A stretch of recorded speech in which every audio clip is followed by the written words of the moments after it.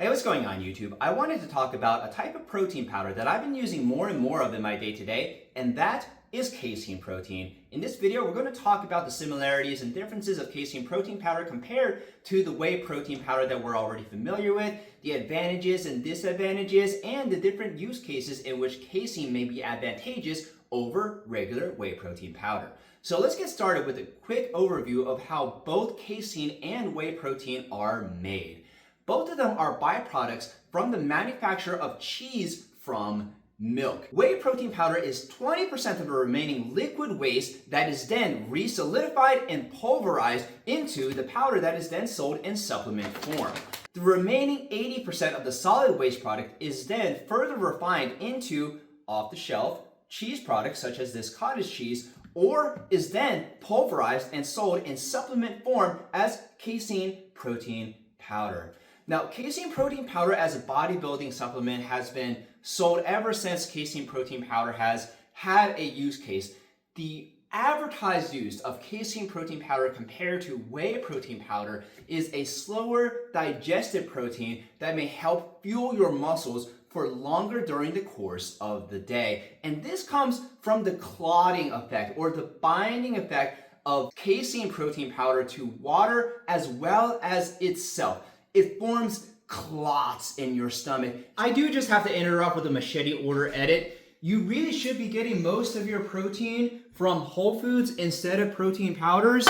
So then feeling full between meals shouldn't be an issue. Now, what is going on in terms of digestion speed at the biochemical or biomolecular level? In terms of how much that actually affects your bodybuilding composition, does anyone have a guess as to how much it actually affects your final body composition? The answer is not much. By a few basis points, if even. The absorption speed and purity of the different types of protein powders is also straight up marketing hype. In terms of percent purity, we have the whey protein concentrate, which is about 80% pure by mass. So this advertising of 100% whey protein is violently misleading because this is 100% whey protein of protein powder that is 80% pure by mass. The rest of it is fat and carbs.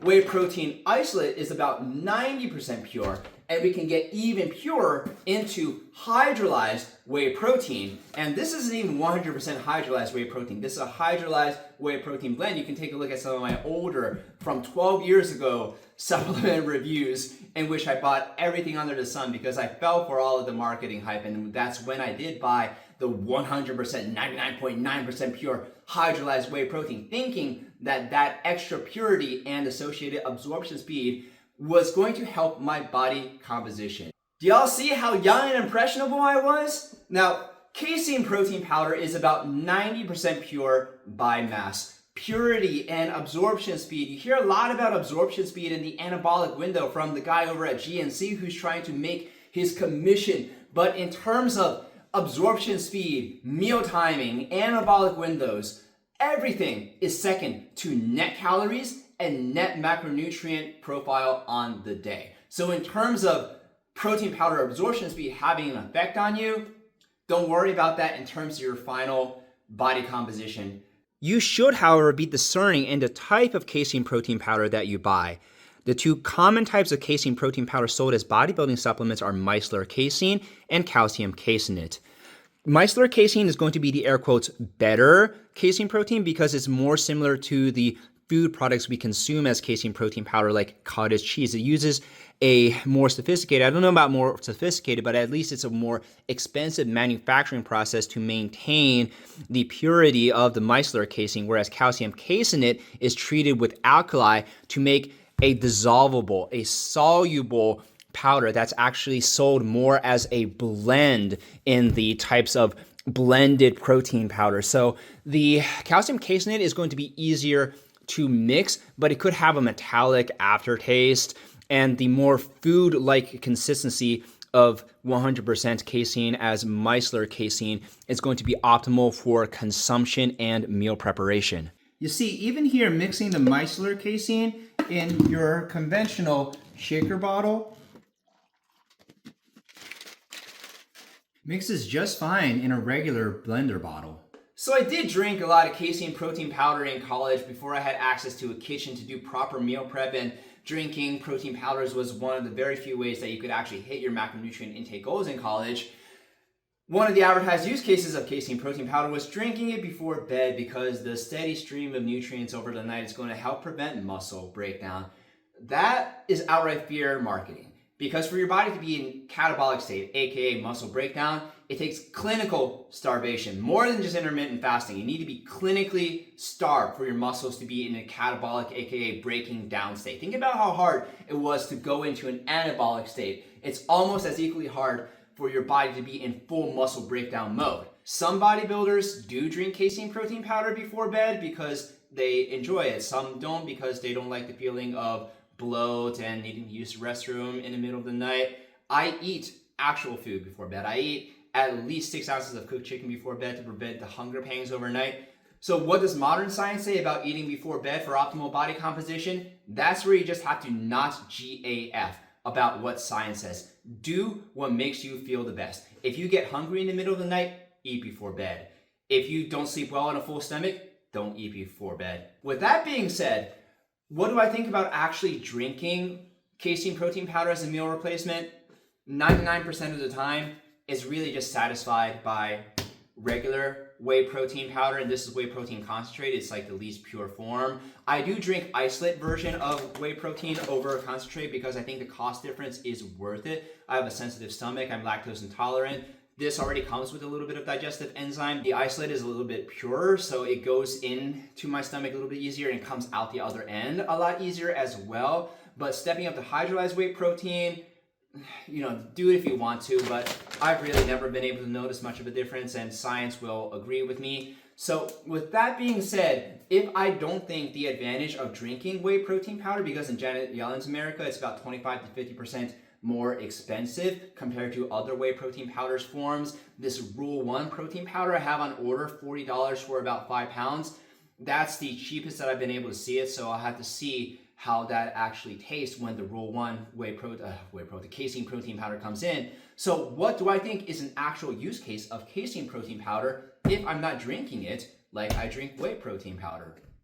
But in one area where casein has a major advantage over whey protein is making ready-to-eat bakeless desserts. So you can feel like you're eating your protein powder instead of drinking it.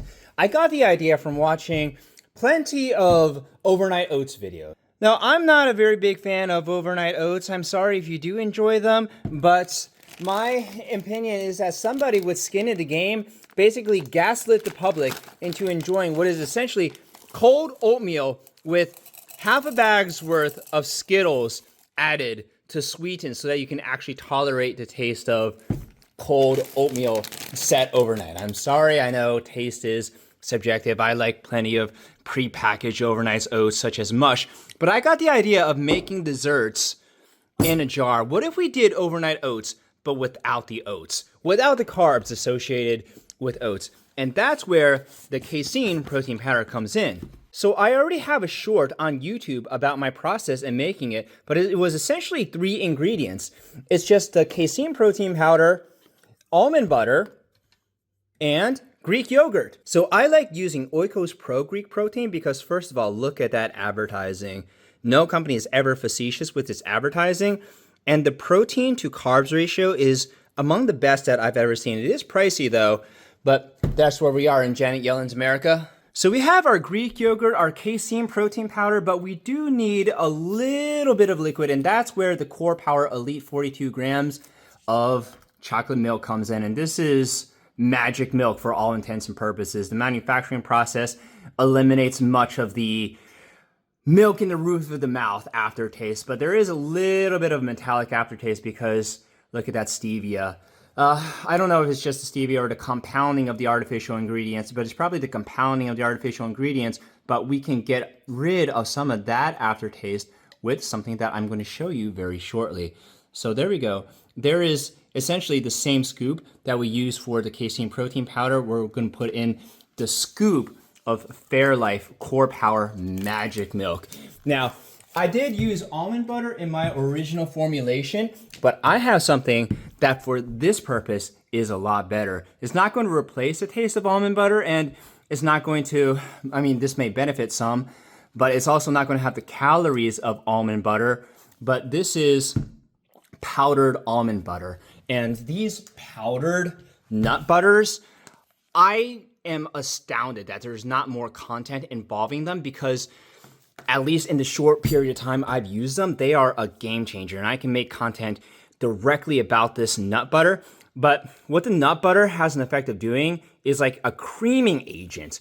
Okay, let's be mature about that, guys. The metallic aftertaste of the compounding of the artificial ingredients is mitigated by just a few tablespoons of this powder. So it's really pricey. This is about $10 for a jar. So this is a half tablespoon. So I'm going to put in, let's see, what is the serving size? Let's start with 1.5 for now.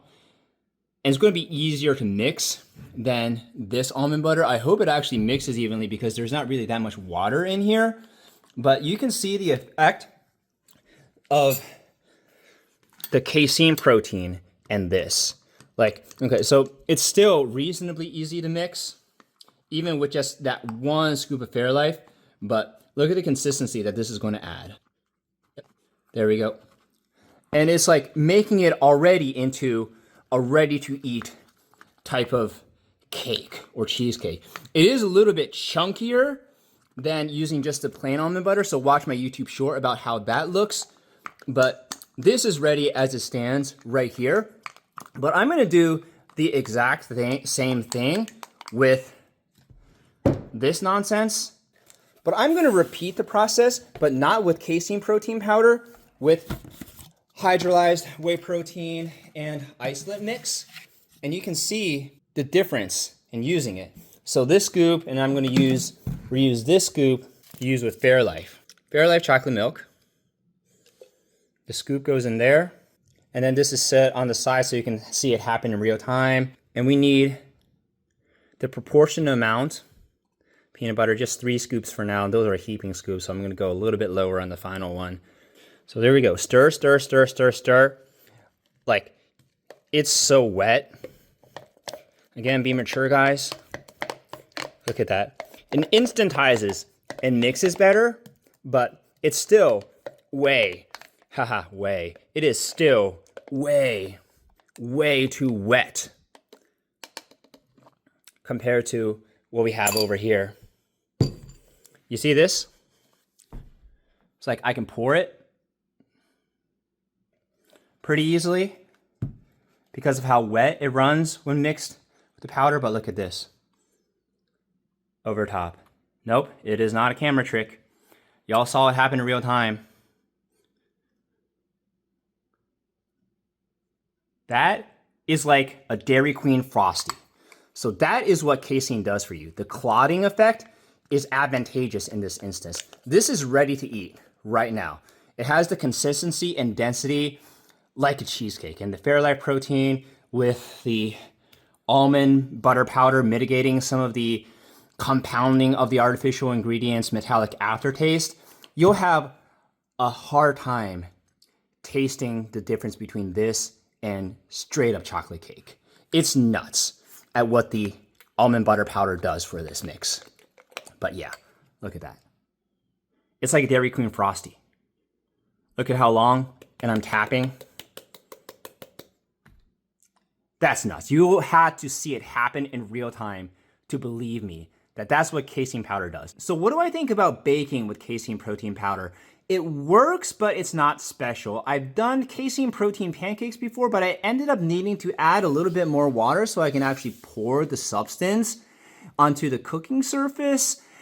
That's one of the historical advantages of casein protein powder for baking, is that you can use less of it and still get a really nice poof. But if you want the full macronutrient benefit of the entire scoop, aka 25 grams per serving of protein powder, you almost always end up needing to use whey or a blend of casein and whey anyway, because if you use the full amount of casein protein powder without scaling up your water, the result can be a little bit more implodey if you're using a cake, because at that instance, the adherence property of the Casein protein powder works like a double-edged sword. It actually glues to itself way too much. And instead of the little poof and the creaminess you get with a little bit of amount for these quick desserts that we made, the glue actually causes the baking cake to implode upon itself. So it works, but it's not special.